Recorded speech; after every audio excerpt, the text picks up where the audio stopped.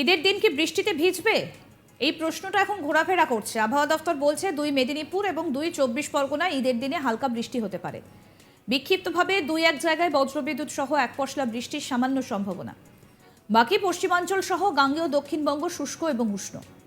উপকূল লাগোয়া জেলায় আর্দ্রতা ভোগাতে পারে বেলার দিকে। দক্ষিণ চব্বিশ পরগনা লাগোয়া কলকাতার শহরতলি এলাকায় খুব সামান্য বৃষ্টি হলেও হতে পারে। উত্তরবঙ্গে বৃষ্টিভাগ্য এখনও বহাল। ঈদের দিনেও বজ্রবিদ্যুৎ সহ বৃষ্টি হতে পারে, ভিজতে পারে পার্বত্য জেলা। ডুয়ার্সে হালকা থেকে মাঝারি বৃষ্টি পাবে। বাকি মালদা ও 2 দিনাজপুর জেলায় কাল বৃষ্টির সম্ভাবনা কম। পশ্চিমাঞ্চলের তাপমাত্রা আগামী 48 ঘন্টায় আরও 2 থেকে 3 ডিগ্রি বাড়বে। চলতি সপ্তাহেই পৌঁছতে পারে 38-এর ঘরে। গাঙ্গেয় দক্ষিণবঙ্গে এই সপ্তাহে ঘোরাফেরা করবে 36 বা 37-এর কোঠায়। পারদ চড়বে পয়লা বৈশাখের পর। সোমনাথ দত্ত পূর্বাঞ্চলীয় প্রধান আবহাওয়া দফতরের কি বলছেন তিনি শোনাই। আগামীকাল ঈদ, আগামীকাল হচ্ছে আমাদের ডিপার্টমেন্টের ক্যালেন্ডার অনুযায়ী আজ উইথ রেসপেক্ট টু আজকে এটা হচ্ছে দ্বিতীয় দিন, আগামীকাল আমার দক্ষিণবঙ্গের কয়েকটি জেলাতে হালকা রেন, খুব বেশি রেন, আইসোলেটেড হালকা বৃষ্টিপাত, আইসোলেটেড প্লেস বলতে 25% of the area with thundery activity কয়েকটি জেলাতে। সেটা হচ্ছে দক্ষিণ চব্বিশ পরগনা, উত্তর চব্বিশ পরগনা, পূর্ব এবং পশ্চিম মেদিনীপুর, বাঁকুড়া, পুরুলিয়া, ঝাড়গ্রাম, এই কয়টি জেলাতে, দক্ষিণবঙ্গের এই কয়টি জেলাতে আইসোলেটেড হালকা বৃষ্টিপাতের সম্ভাবনা আছে উইথ থান্ডারি, বজ্রগর্ভ মেঘের মতো। অন্য জেলাগুলি কিন্তু শুষ্ক।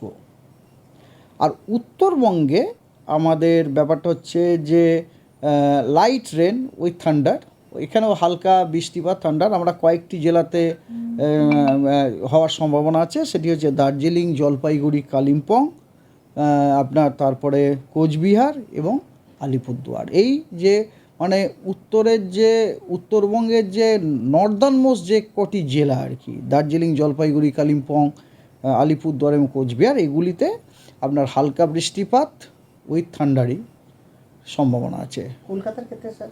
কলকাতার ক্ষেত্রে আপনার কথা হচ্ছে ওই হালকা ঠান্ডারই সম্ভাবনা আছে। বৃষ্টির কোনো সম্ভব?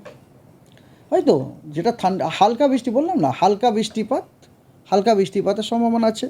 কারণ যেহেতু আমরা দক্ষিণ চব্বিশ পরগনাটা দিচ্ছি, কলকাতার অতটা হয়তো সম্ভাবনা না থাকলেও হতে পারে, কিন্তু পার্টলি ক্লাউডি স্কাই, কখনো কখনো আপনার হালকা, কখনো কোনো জায়গাতে হয়তো হালকা বৃষ্টি উইথ থান্ডারি, এটা সম্ভাবনা আছে।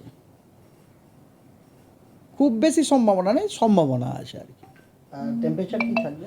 টেম্পারেচার দেখুন, আগামী দু তিন দিনে আমাদের 2 থেকে 3 ডিগ্রির মতো টেম্পারেচার বাড়ার কথা। টেম্পারেচার আমি যেটুকু দেখতে পাচ্ছি পশ্চিমের জেলাগুলোতে, মেনলি পুরুলিয়া, আসানসোলে আপনার হয়তো কালকে টেম্পারেচার 37-38 ডিগ্রি হতে পারে, কিন্তু এই দিকে অন্যান্যগুলোতে, দক্ষিণবঙ্গের অন্যান্য জেলাগুলোতে মোটামুটি 34-35 এরকমই থাকবে। কলকাতার ক্ষেত্রেও সেম ওই রকমই 34-35 এরকম। অর্থাৎ আবহাওয়া দফতর বলছে 2 মেদিনীপুর, 2 চব্বিশ পরগনা ঈদের দিন হালকা বৃষ্টি হতে পারে। 2-1 জায়গায় বিক্ষিপ্তভাবে বজ্রবিদ্যুৎ সহ এক পশলা বৃষ্টির সম্ভাবনা রয়েছে। পশ্চিমাঞ্চল সহ গাঙ্গেয় দক্ষিণবঙ্গ শুষ্ক এবং উষ্ণই থাকবে। উপকূল লাগোয়া জেলায় আর্দ্রতা ভোগাতে পারে বেলার দিকে। দক্ষিণ চব্বিশ পরগনা লাগোয়া কলকাতার শহরতলি এলাকায় খুব সামান্য বৃষ্টি হলেও হতে পারে। বৃষ্টিভাগ্য বহাল কিন্তু উত্তরবঙ্গে রয়েছে। ঈদের দিনেও বজ্রবিদ্যুৎ সহ বৃষ্টি হতে পারে, ভিজতে পারে পার্বত্য জেলা। ডুয়ার্সে হালকা থেকে মাঝারি বৃষ্টি হতে পারে। বাকি মালদা ও 2 দিনাজপুর জেলায় কাল বৃষ্টির সম্ভাবনা কম।